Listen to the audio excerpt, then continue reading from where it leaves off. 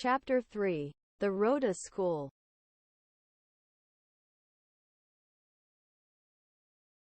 A new day begins, the day of admission to RODA School. It is Monday, February 5, 2001.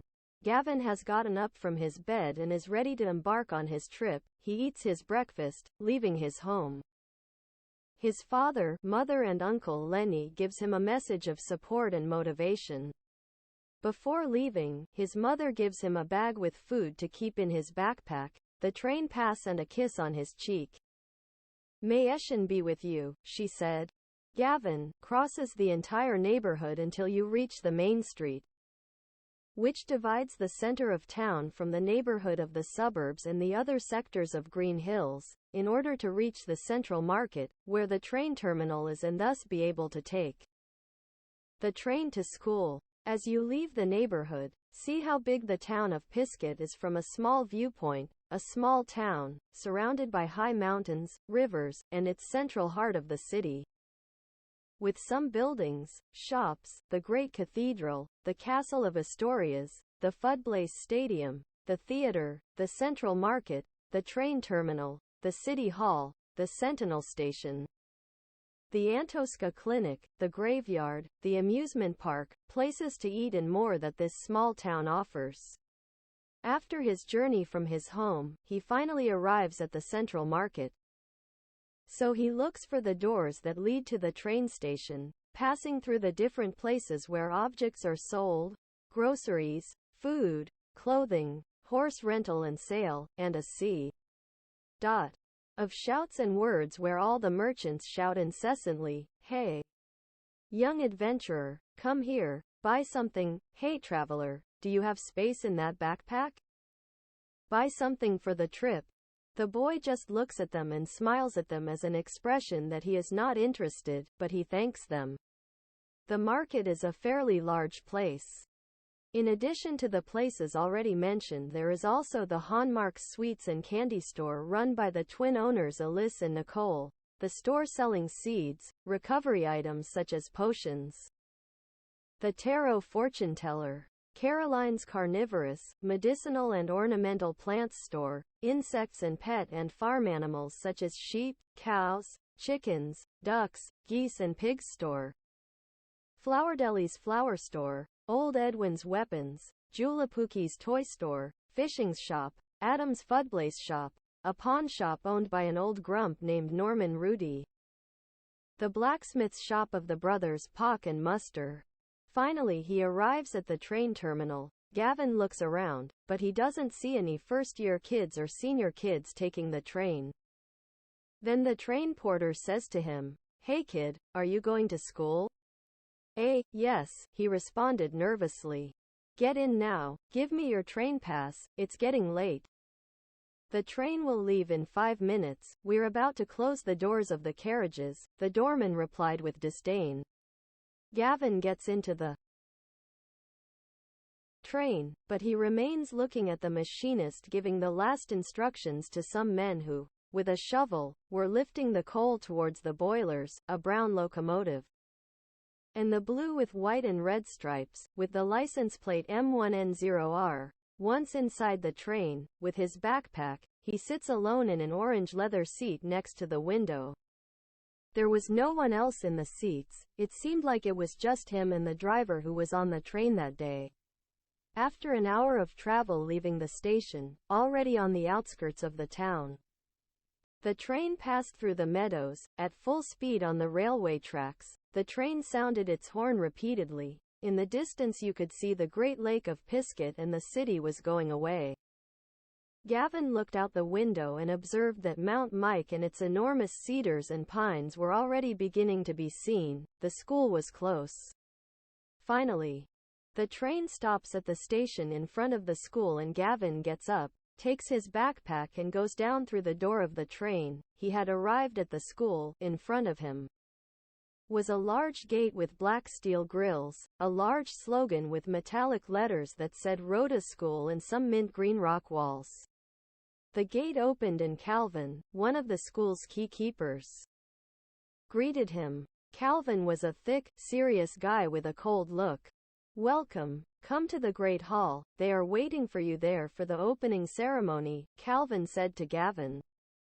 Gavin responded a slightly nervous, "Thank you," and continued his way along the school sidewalk that took him from the main gate to the Great Hall.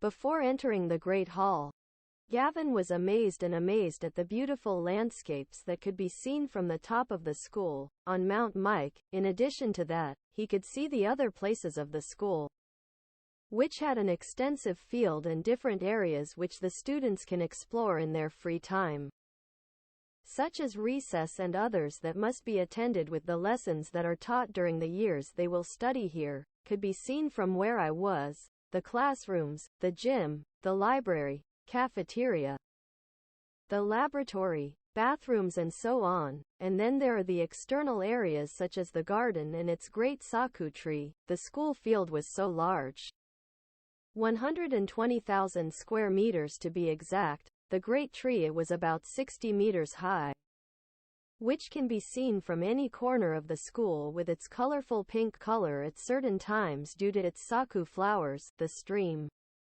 the grotto, a rock sanctuary with a koi fish pond where two statues in the shape of priestesses, the chapel, the well, which has access to the underground of the catacombs that have connectivity with roads with other areas of the town when it is summer and the water dries up, the lake, the workshop, the green forest where the chapel is inside, which is prohibited from entering at night. After this, the doors of the Great Hall open and Gavin makes his entrance. The large wooden door showed the school's shield carved in wood. The shield seemed to form an isosceles triangle on both sides, one longer than the other in its angles. At the top the name of the school, RODA School of Pizcetomen, and its slogan on the right and left side, Virtus and Scientia, below, its year of foundation, 1851, and in its center, a large flower of daisy, and around, pictures of different shades of colors, an eagle with ruby red, a clover in jade emerald green, a bee in bronze, a black knight in platinum, a gold canary, a jewel in violet, a falcon in sapphire, and finally a lion in pearl color. Upon entering, Gavin meets a short lady, with glasses, cheeks with acne, short curly hair with a black headband, a long gray and blue dress. "We were waiting for you, young man," said the lady. "Well, good morning," said Gavin in a nervous tone. "Please, come with me. I will take you where the freshmen are. My name is Silvana Gardner. I am one of the professors of this honorable school," Professor Silvana Gardner pointed out with a look. Smiling, Gavin followed her and until he reached another door that led to the main hall where voices could already be heard on the other side. Professor Silvana turned and indicated to Gavin, "Young man, on the right, in the left seats of the Great Hall, they will be guys from the first years. Please sit there and wait for the start of the opening and assignment ceremony." Gavin goes alone with his backpack. He passes through hundreds of people, everyone watches them, until he reaches where the first-time students are, and in that moment, he meets Roger. "Hello Gavin. You arrived. It's a pleasure to see you here. Come sit down. The ceremony is about to begin," said Roger with a happy expression. "Thank you. It's strange, but I didn't see anyone from school at the train terminal this morning," Gavin commented to Roger. "Well, many of us took the train before yours. We've been here waiting for more than an hour, after 7 in the morning. They wouldn't have let you pass," Roger explained. "I see. I'll keep that in mind for next time," said Gavin. "Don't worry. My sister says that for the second year the opening and assignment ceremony will not be necessary. It's only for first years to arrive early, I imagine. You'll wonder why you didn't see people from other years older either. Well, maybe they took the previous train. And many here have siblings," explained Roger. "I'm an only child. My relatives graduated a long time ago," said Gavin. When they both finished their conversation, a bell began to ring.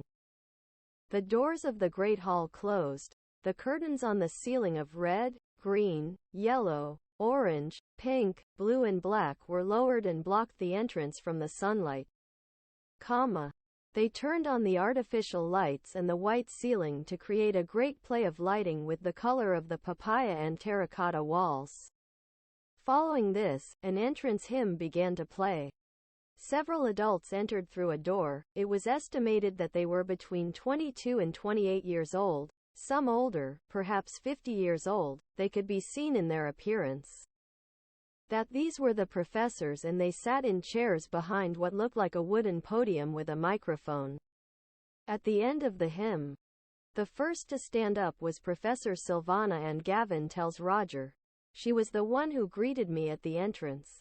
And Roger answers, "It's Professor Silvana. She is a professor of one of the houses."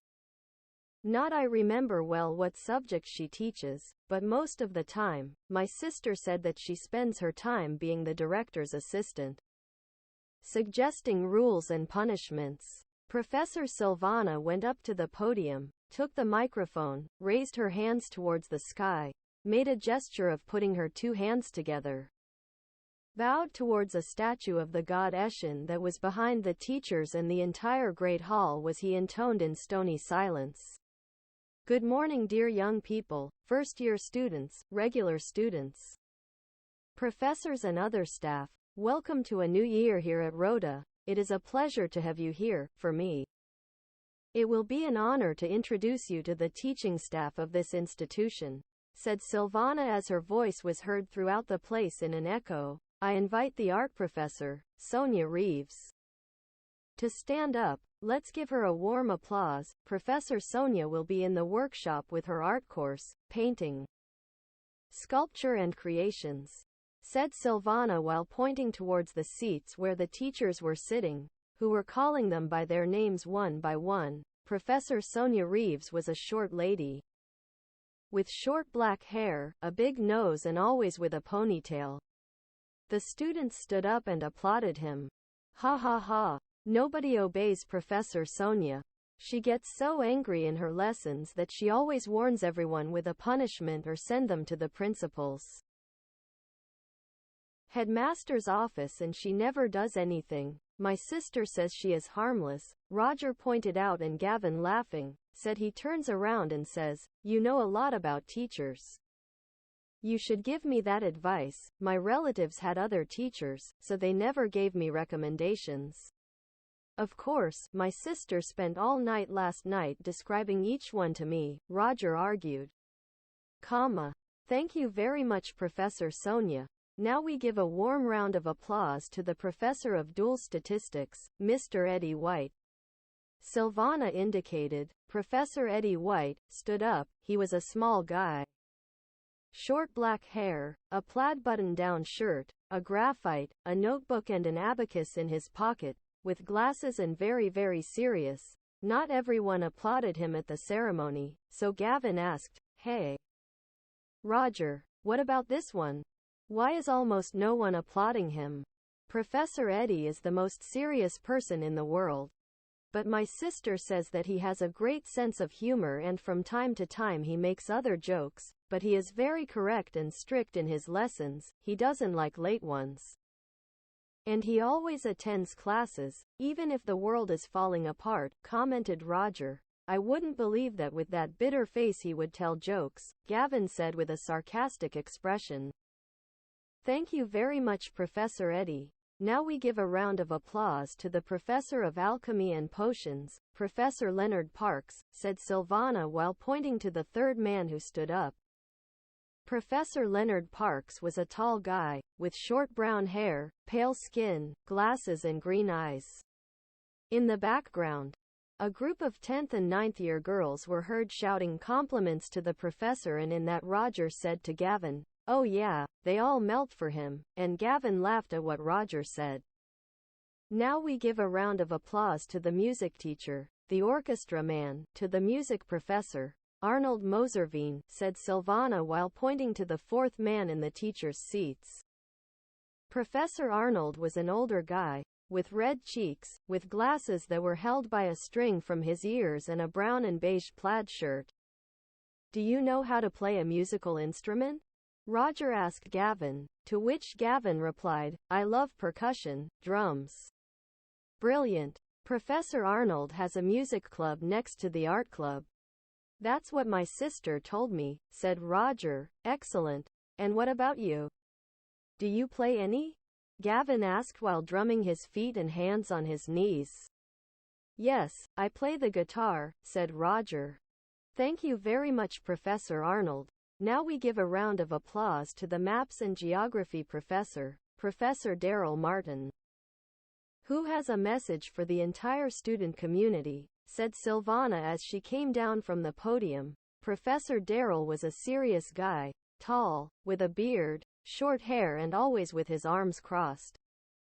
Good morning everyone. In my classes, we will learn the beauties of this beautiful town and its map, the exploration and location of all the areas that this beautiful town has, such as the mountains, valleys, the city center, meadows, caves, graveyard, Captain Jolly Drake's Great Colorado Bay, forests, the sandy and famous desert ranch and other places.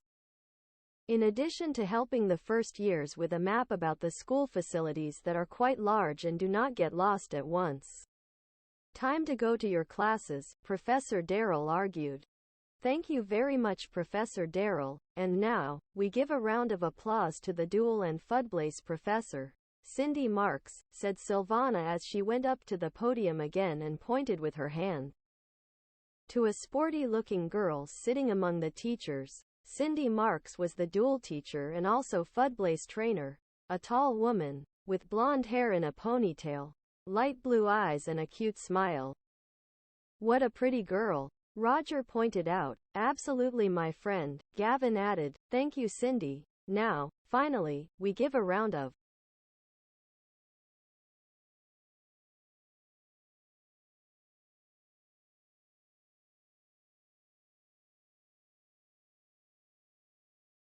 applause to Professor Isabel Muller, who is the teacher of the summoning class. With her you will learn a lot about summons, deities, and in addition to our great god Eshin, said Silvana while pointing with her arm at the other girl who stood up among the teachers. Gavin seemed curious to hear the word summon. Summons, did she say? Gavin asked, and Roger answers, yes. A summon is to bring a celestial figure temporarily to help in duels. There are many types. I'm not very familiar with that, Roger answered. That sounds quite interesting, Gavin answered while rubbing in his hands. Professor Isabel Muller was a woman with long brown hair, green eyes, a moss green dress and a broad smile. Good. Now let's give a round of applause to Jean Charles, Deputy Director of our institution, and to our Director, Mrs.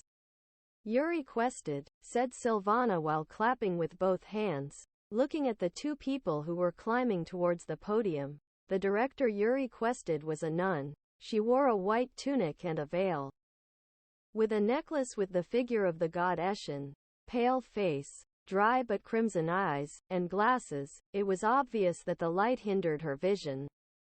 You are welcome, young people in general, to our teaching abode, your home from this moment on. The ceremony of assigning your houses and classmates begins. They will be your family, with whom you live all these years.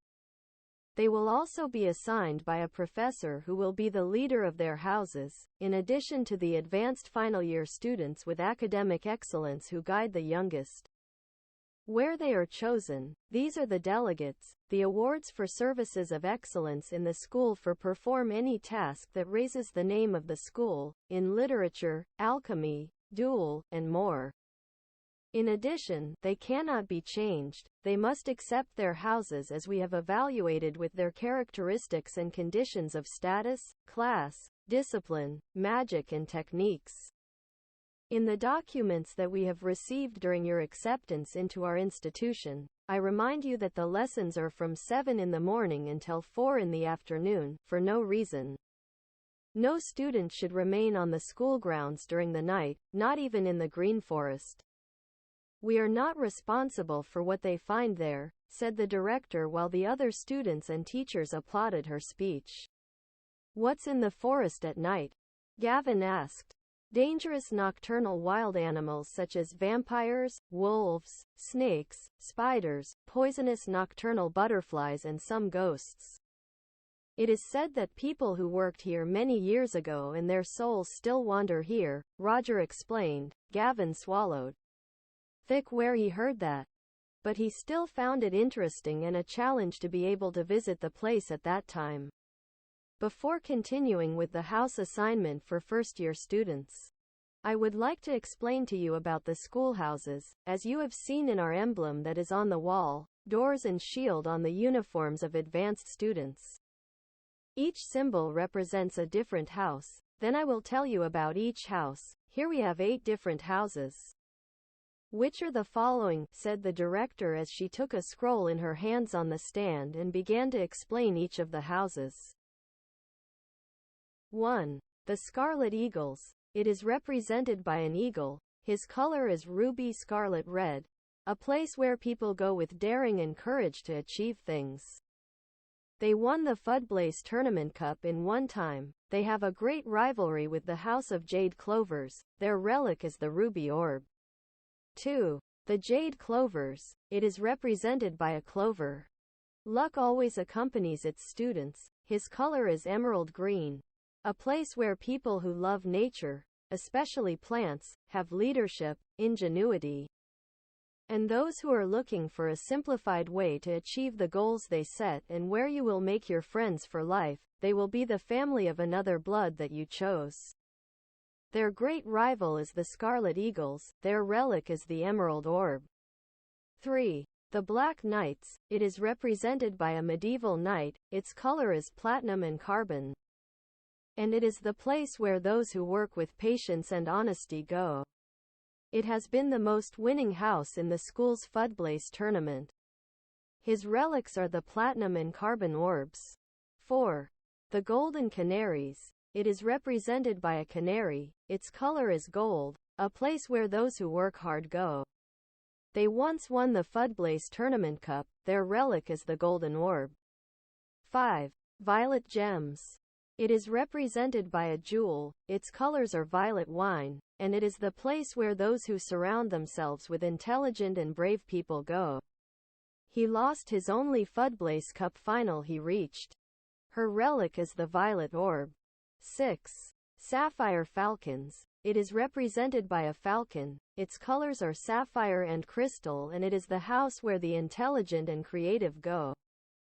They once won the Fudblaze Tournament Cup. Their relics are the sapphire and crystal orbs.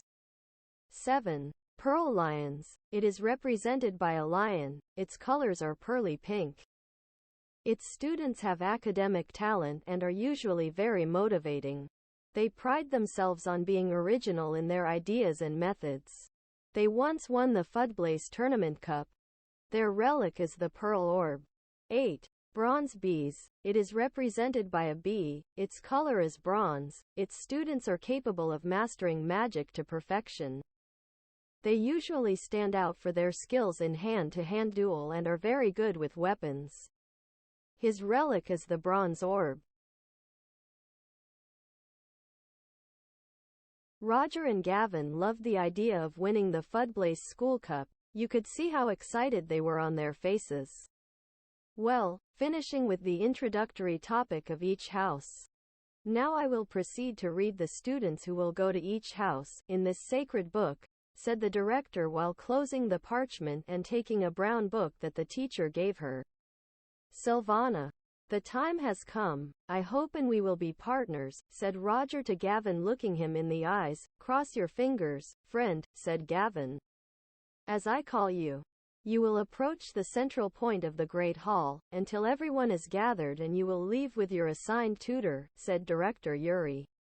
Dan Lizard, Vanessa Bailey, Jimmy Gilmore Baines, Angeline Gadsby, Randall Chambers, Stu Arterbury, Justin Levy, Brenda Farafonova, Clyde Dusselhoff, Dennis Chambers, Susan Badia, Raven Zant, Joe Rods, Julius Trunkson, Marissa Carey, Isabella Nicholson and Olivia Duke, Scarlet Eagles.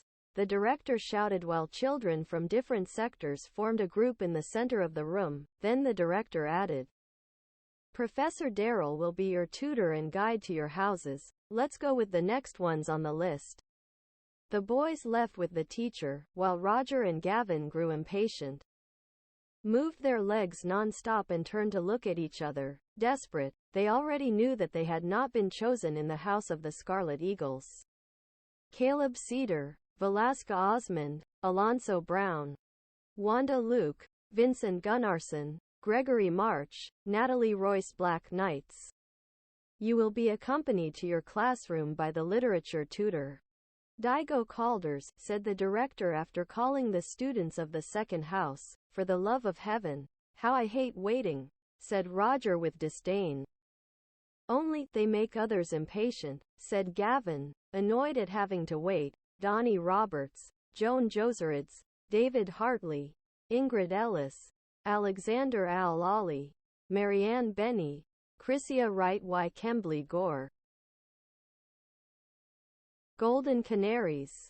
You will be accompanied by the cute and charming ancient languages teacher, Carole Brooks. She will take you to her classroom, said the director.